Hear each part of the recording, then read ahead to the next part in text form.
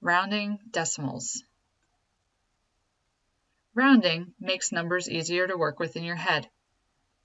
There are 3 things to keep in mind when working with rounded numbers. Rounded numbers are only approximate. An exact answer generally cannot be obtained using rounded numbers. And we use rounding to get an answer that is close and does not have to be exact. Number line investigation. The next slide can be used as a guided class investigation. It allows for students to create the rule for rounding based on the numbers selected. Here are the instructions. Have different student volunteers choose a number between 1 and 9. Then fill in the format of a number as 1 point, whatever the number is that the student selected. Write that number in the correct place on the number line, and then determine whether the number is closer to 1 or 2.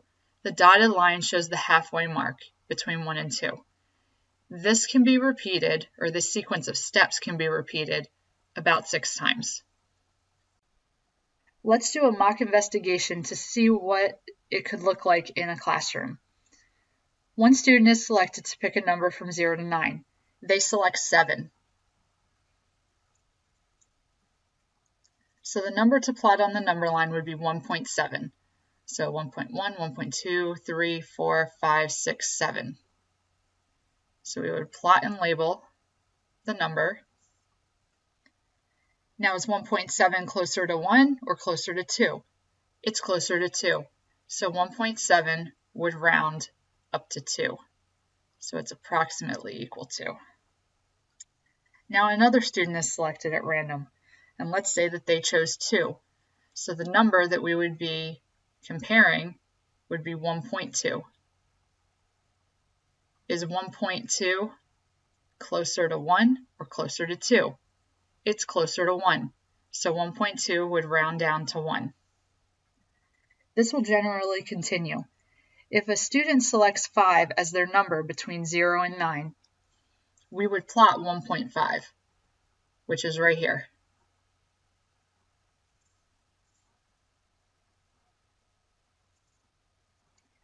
So remind the students about rounding with whole numbers. If a number ends in 5, does it round up or down? Well, when the number ends in 5, it always rounds up. So this follows the same rules. 1.5 would round up to 2. After this is repeated multiple times, the students can think about or derive the rule for determining whether any given number is closer to 1 or 2. Well, if the decimal is 1.5 or higher, it would round up to 2. So 1.5 and higher would round to 2. Anything below 1.5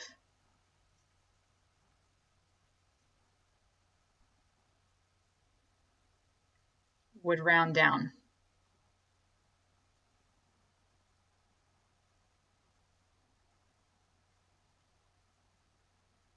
to 1.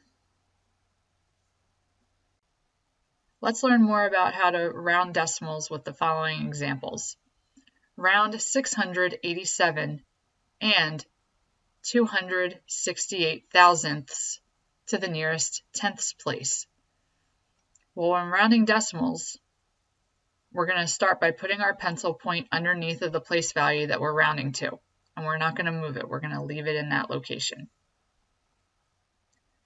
After we place our pencil tip below the number in the place value that we're rounding to, we're going to look at the digit to the right of it, which is this 6. Is this digit that we circled 5 or more? Yes, it is. So then what happens to the digit that our pencil is under, meaning the 2? Does it increase by 1 or does it stay the same? Well, because we have 6, which is 5 or more, it's going to increase by 1. This will make our number 687 and 3/10. And what happens to everything to the left of the tenths place? Those digits remain the same, which again verifies that we have 687 and 3/10. What happened to the digits to the right of the tenths place? Meaning, what happens to the 6 and the 8 in this number after we rounded? Well, remember, because we're rounding, the place values to the right of the tenths place now have 0 value. So the digits 6 and 8 have become zeros. So we could rewrite 687 and 3/10 as 687 and 300 thousandths. But then you can just drop the zeros off. And we leave the zeros off when they are at the end of a number to the right of the decimal point. Let's try another example of rounding a decimal. We're going to round 8 and 73,258 hundred thousandths to the nearest hundredths place. We're going to start by moving our pencil tip below the hundredths place, which is the second one directly below or directly after the decimal point. And then we're going to look at the number to the right. So this is step 1. Step number 2 is the number that we underlined, 2. Is that 5 or more? No. No, 2 is less than 5. It's not greater than or equal to 5. So then step 3, what happens to this hundredths digit of 3? Does it increase by 1 or does it stay the same? It stays the same.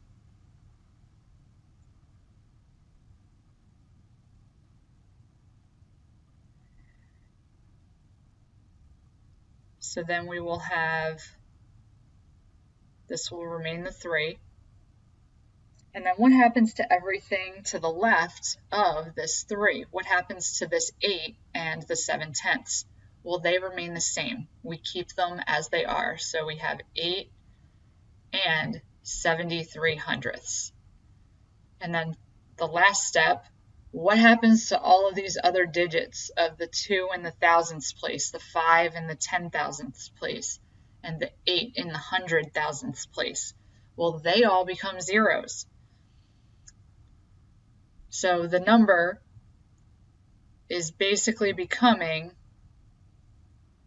8 and 73,000 hundred thousandths, but then we can shorten it to be 8 and 73 hundredths.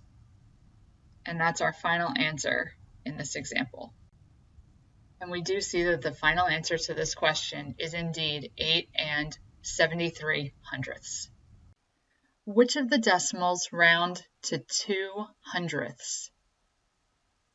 We have 105 ten thousandths, we have 13 thousandths, we have 15 thousandths, we have 167 ten thousandths, and we have 18 thousandths. Well, let's actually examine each number on the number line and determine what our halfway point is between 1/100th and 2/100ths. Well, the midline or middle number will be 15 thousandths. So this is our middle line that splits our data or our point values right down the middle. So anything to the right will absolutely round up to 2/100ths, and anything to the left will not. So therefore, we would have 18 thousandths, 167 ten thousandths, and also the 15 thousandths, because the 5 is in the thousandths place, and it would round this up. The 6 rounds it up, and the 8 rounds it up. So these three values will all round up to 2/100ths.